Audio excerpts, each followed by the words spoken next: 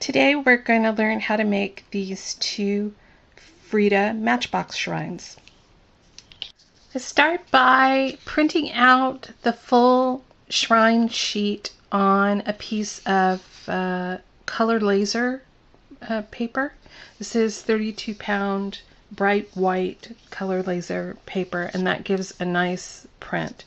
And you can ask for that at any print shop, or if you're printing at home. I buy Hammermill color laser paper. And the pieces that I want to mount on chipboard are the shrine front and the figure. So these two. And then one of these banners and one sign. And that's sort of designer's choice. You can pick any one of these. I gave 2 blanks on the sheet, so those of you who have rubber stamps can stamp your own message, or you can cut out words and put them on your banner to make your own message.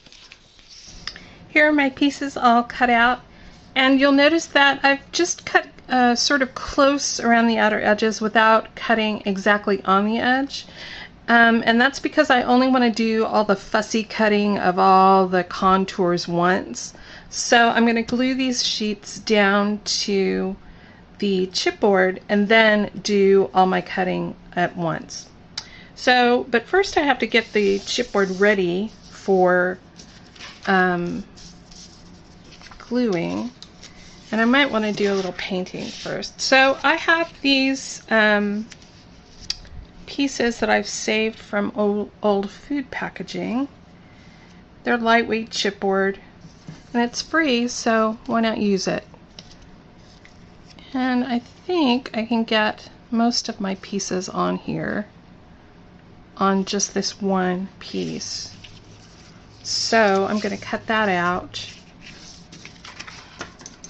and then get it ready for gessoing on both sides. This piece I'm going to prep, and I'm also going to prep the matchboxes.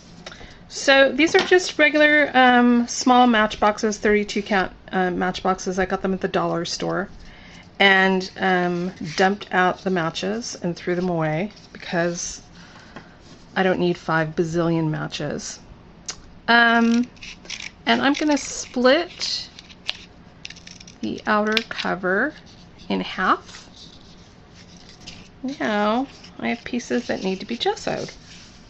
And I think the first thing I want to do is scuff these up a little bit with some sandpaper. So this is just a sanding block, and I'm just going to scuff it up a little bit just so that the paint sticks onto it.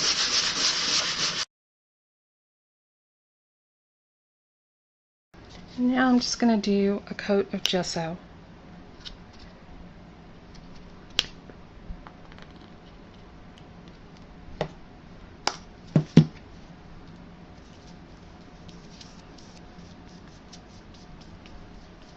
I don't have to completely obliterate it. Just enough to prime it and break up the surface a little bit. I'm probably going to do a second coat on this because there's so much red.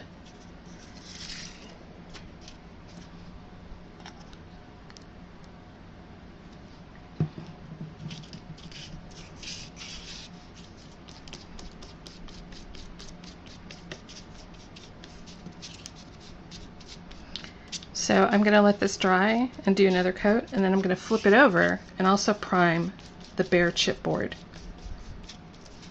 Now all these pieces are primed with gesso on both sides, and I'm going to glue the fronts and figures down with some glue stick.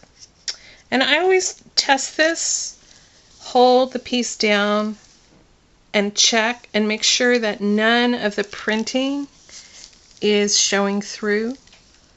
And if it does, just flip it over and use the other side, and you'll have a little bit of printing showing on the back side of your shrine. Could keep adding coats of gesso or paint or whatever until that goes away.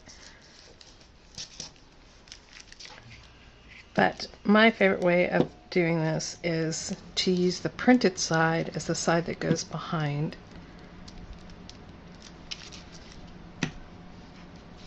The printed pieces, and that way it goes away. So that was just a little coat of glue stick over the whole thing. Now I'm using a brayer to flatten it down. And notice that the chipboard is a little curved. We're going to fix that in just a minute. So glue stick and brayer. And then you just want to check and make sure that all your piece is sticking down. And if it's not, add a little more glue. Sometimes I have a hard time getting it all the way to the edge.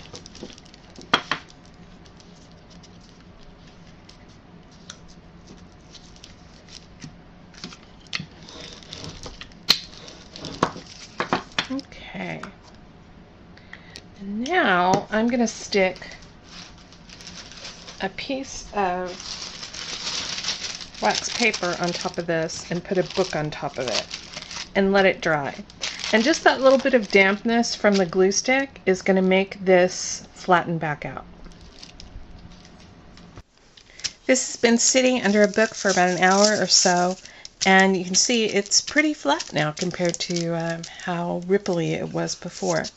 So now all I need to do is cut all this out, and I'm first going to cut out all the pieces, just real rough. And then I'm going to use these sharp scissors to cut along the design lines. And the one thing that I'm not going to cut is the center of the fronts.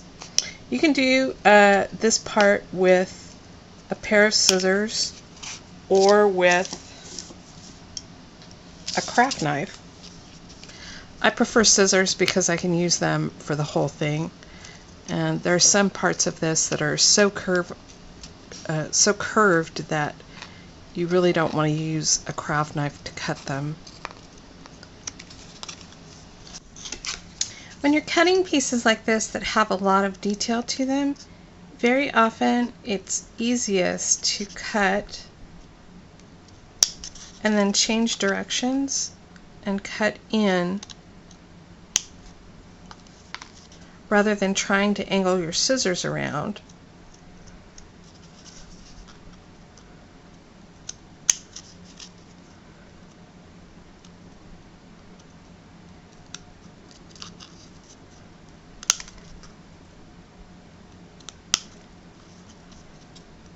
So cut little pieces at a time rather than trying to cut the whole thing.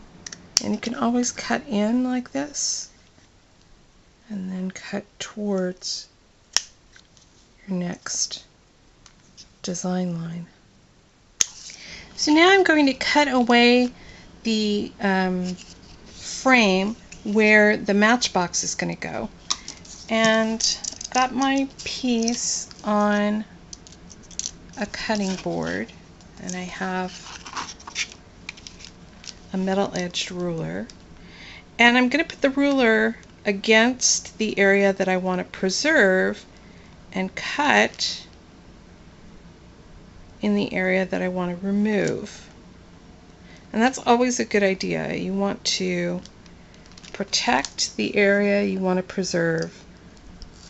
And that way, if my cutting goes awry, it's going awry in an area where I want to remove the piece and not where I want to preserve it.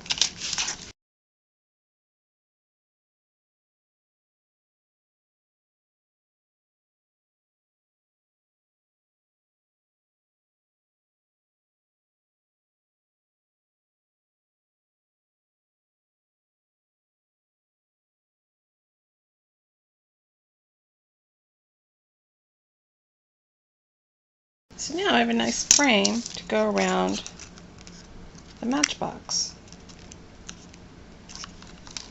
So now I have my front frames, and I'm going to attach them to the matchboxes.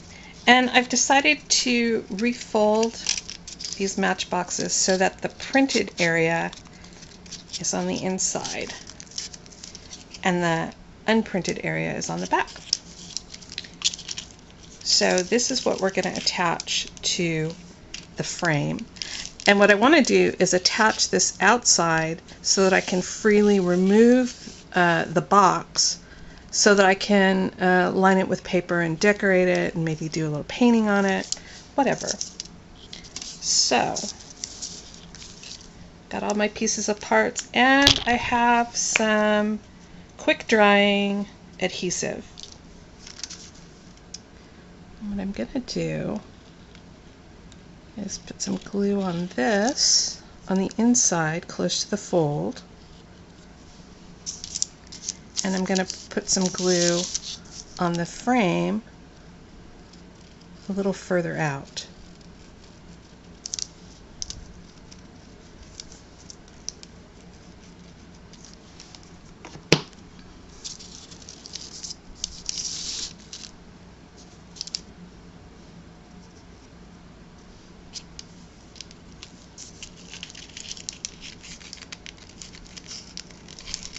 I'm just going to stick this together, holding it snug against the matchbox. I'm kind of trying to center it on the opening. And I'm just going to hold this for a few seconds so that my quick drying glue can stick in place. So these have both been drying for about 15 minutes. That quick drying glue doesn't take very long to set. And I sort of wiggled these trays a little bit to make sure that there was no glue stuck to them. And now that they're out, it's easy for me to handle them and trim away this excess bit of flap on either side.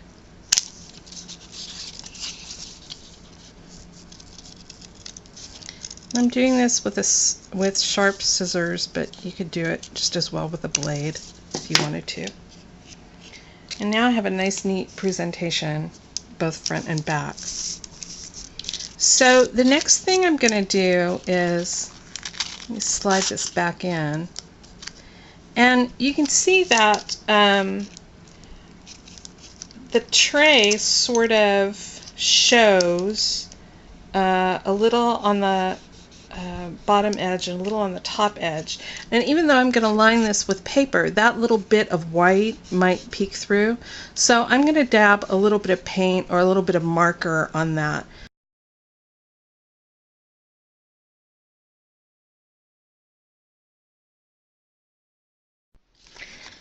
To line the trays, I'm going to do a little folding. And the first thing I want to do is kind of fold top and bottom. So I'm going to do the bottom and fold it, and then I'm going to sort of slide this in here and figure out where the top fold goes and fold it,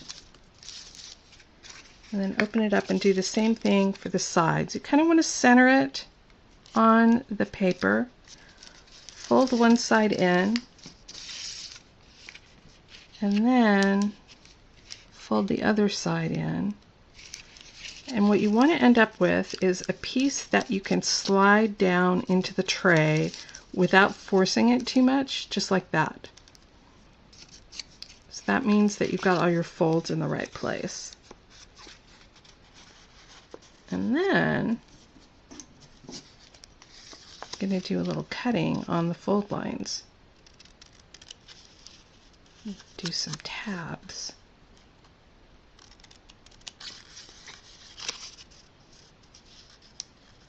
And I'm cutting from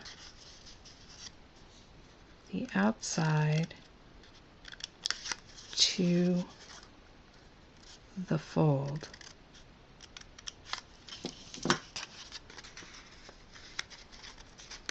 So that I end up with a little tray shape that I'm hoping slides right into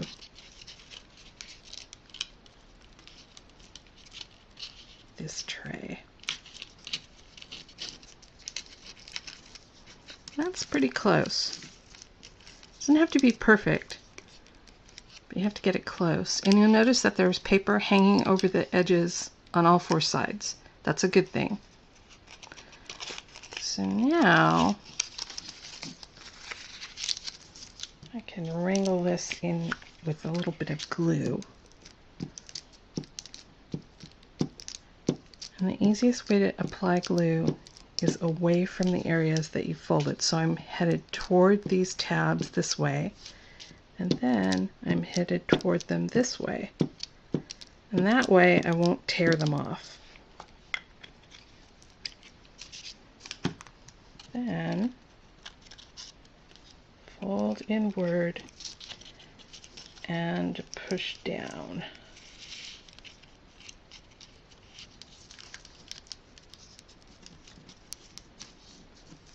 Run your finger around the inside to get all the little pieces square. You don't want any curves on the inside. You want everything to be nice and square. And once this glue dries, I can trim away all that excess and have this beautifully lined tray.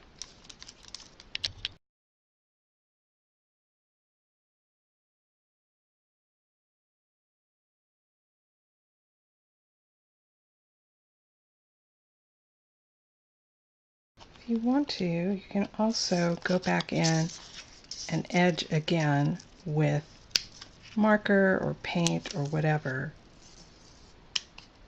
to give the tray a nice, neat finish. This one was red, so I'm just going to hold this marker right along the edge and do this. And that way there's not that white cut edge of the paper. It's just a nice, neat finish.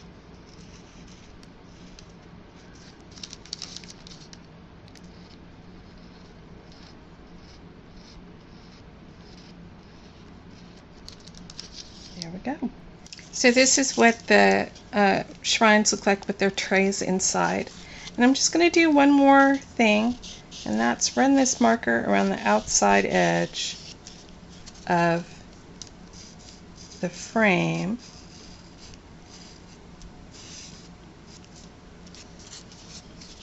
To give it a nice clean finish. Cover up all those white edges.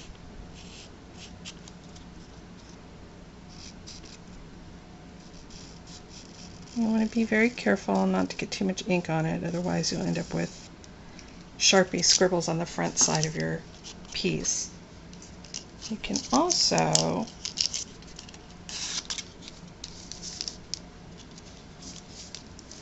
do that on the inside of the frame.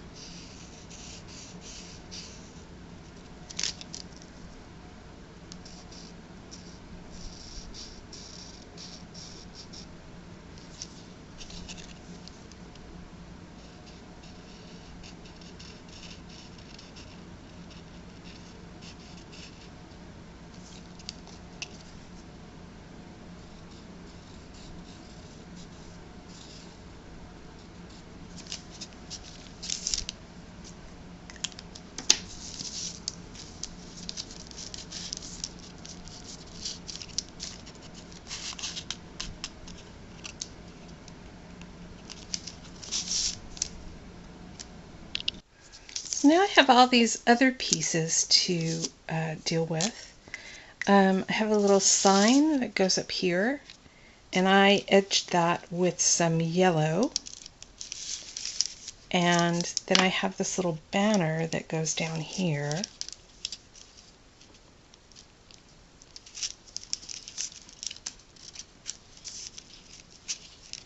And it's sized so that it just barely fits behind the tabs fit behind the frame. Kind of have to slide it into place and then glue it down. But before I do that, I want to edge it with yellow. I'm just dragging my yellow Sharpie along the edge just like I did with the other pieces. It doesn't really show up as much as the yellow that I did on, or the red or the blue that I did on the other pieces, but it does show up a little bit, and it does sort of make for a cleaner edge.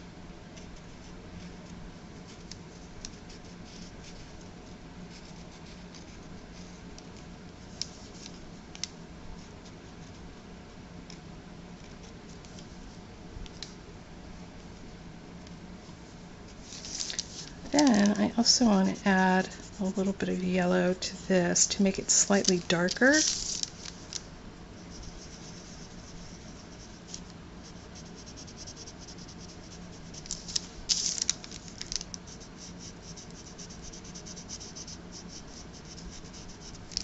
Just like that. So I'm going to let that dry. And then there's this Frida, which I didn't remember to grab my pink marker, but I have a red one. So in the places where she's red, I'm going to do it red. And that's mostly her body.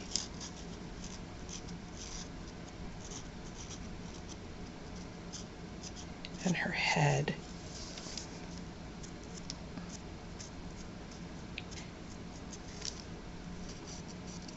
And I'm going on and doing the places where her hair is too.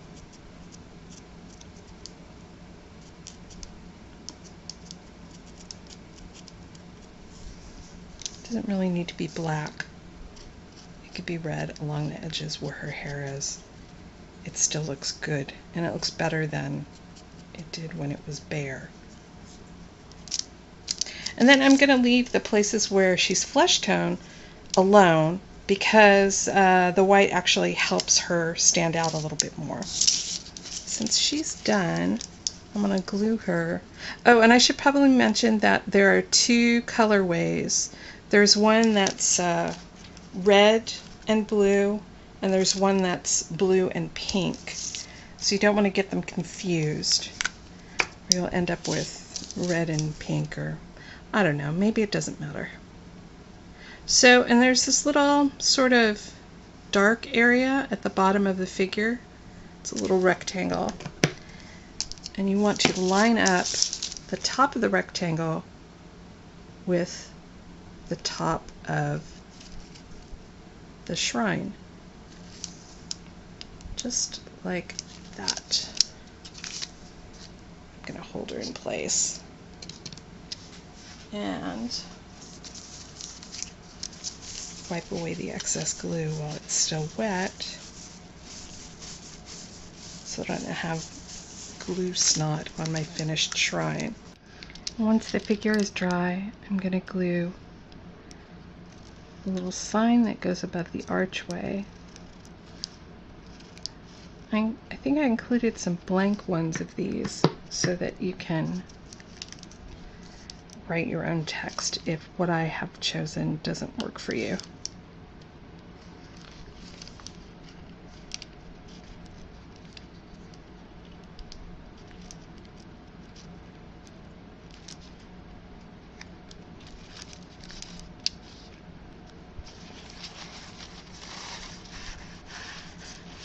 So now I'm putting the bottom banner on, and I'm just turning it on its side and sliding it over the edge.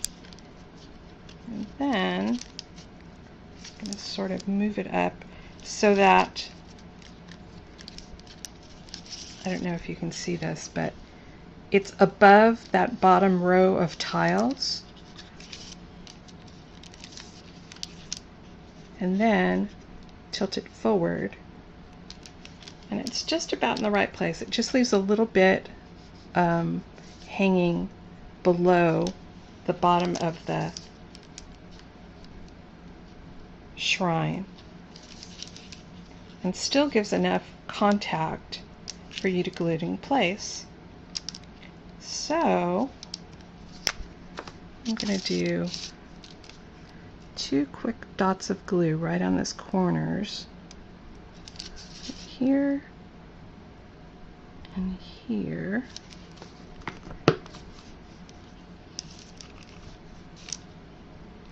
And then press it down.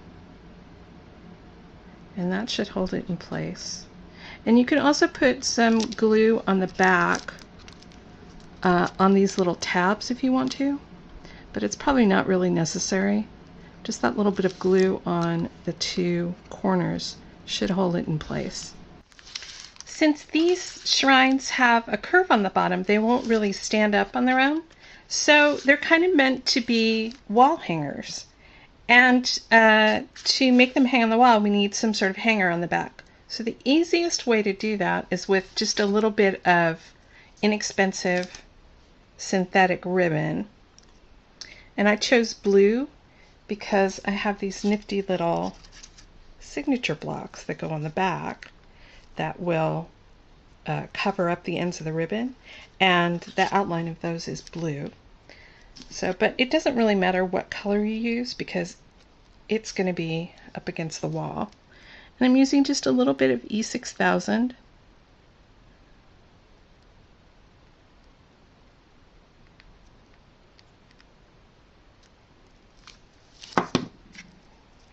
And I'm just going to put a loop right on the back like that. And you want to make sure that the loop is below her shoulders so that it won't show when it's hanging on the wall here.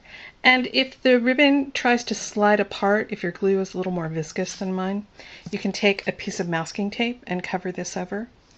I'm going to go ahead and do that. And that will hold it in place and also provide some smooth coverage for when I glue that little signature block on the back. So now that this glue is dry, I'm going to put these little signature blocks on the back side. A little bit of glue stick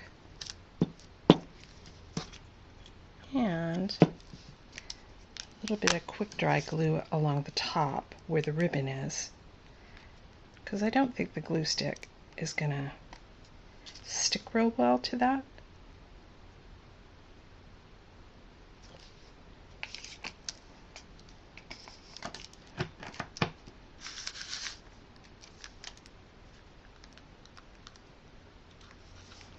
And this gives a nice, neat finish to the back. Covers over the ribbon. And the tabs of the ribbon that are glued to this are just right below this writing. So I have all this room here to sign and date it when it's finished. Now it's time to decorate. And you can slide the tray out and decorate and then slide it back in if that works best for you. Or you can anchor the tray in permanently and decorate it all as one unit. And that's what I'm going to do. If you're going to slide it out and then decorate, you have to remember that your decorations, that your dimensional items, can't stick out beyond the tray, because if they do, you can't slide the tray back in. So if you're doing flat work or you're painting or whatever, slide the tray out. But when you start to glue dimensional things in, probably want to slide it in and anchor it. So I'm just sliding them out a little bit and then putting in some glue to glue the trays to the backing. And you don't want to skimp on the glue because this is all that's holding the tray in place. So if you're doing heavy things, you want to make sure that you glue the heck out of it. And sometimes I do this with E6000 rather than quick drying glue.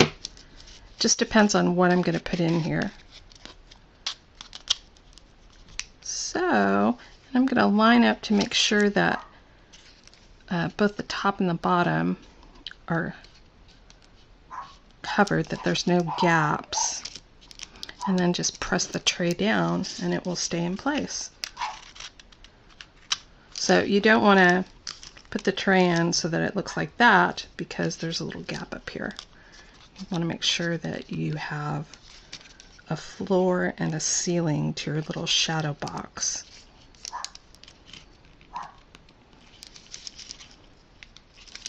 Just like that, and then press it down and let it dry.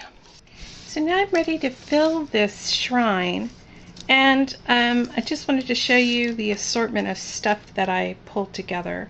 I have this little piece of bright yellow fabric and a peso and a little skull. And I have these photos of Diego Rivera. I think I'm going to use the tiny one and put it up here.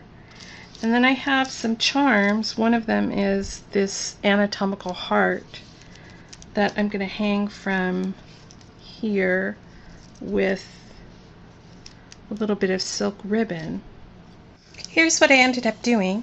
I have a little piece of yellow fabric in here. I like to include fabric in shrines. Just gives a little bit of softness. And then the skull and a centavo.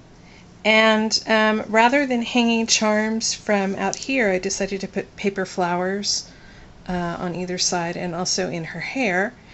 And then I included one there. And I put the anatomical heart charm on a little piece of embroidery cotton and glued it to the corner of Diego Rivera's photograph. So it's just a nice little scene made with items that have meaning to me. And to get all this stuff in, all I really do is use E6000. So for fabric, usually what I do is fold it in half and apply glue to the whole back.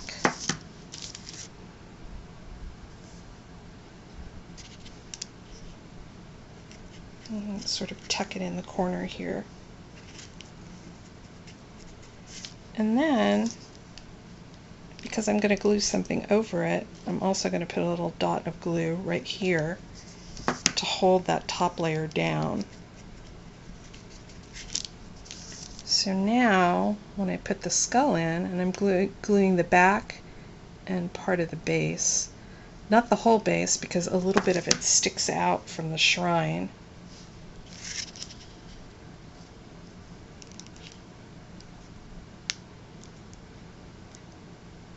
Just sort of tuck that in the corner.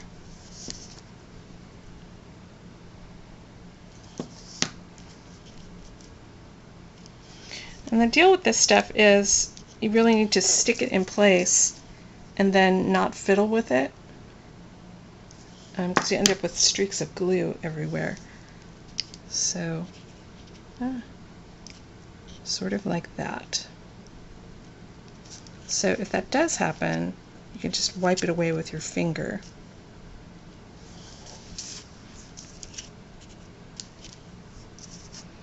And then this little charm, I really want the embroidery floss to point straight up, so I'm going to apply glue to the whole back of the charm and also to part of the floss so that I can press it in place and have it point upward.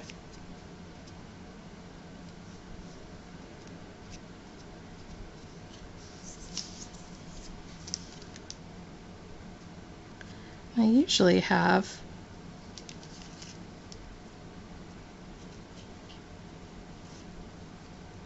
a bamboo skewer close by so that I can move stuff a little bit without sticking my finger in it.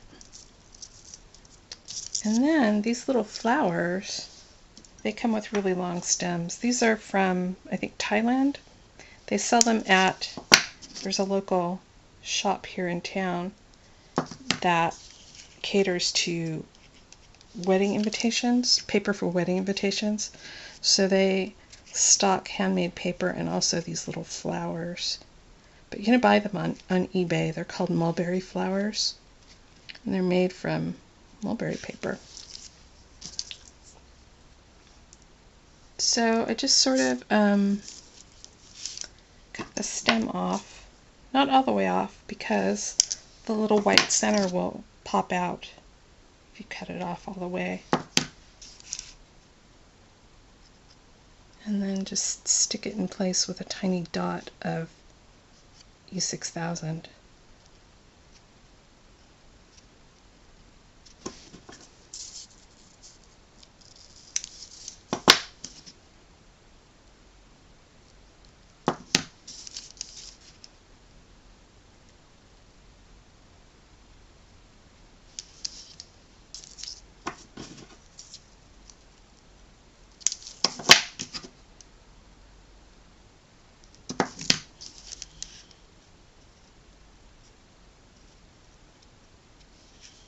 So, and just keep gluing, and try not to fiddle with anything that you've glued down. Just put it down and leave it there. And there we go. There's 2 finished Frida shrines ready to hang on the wall.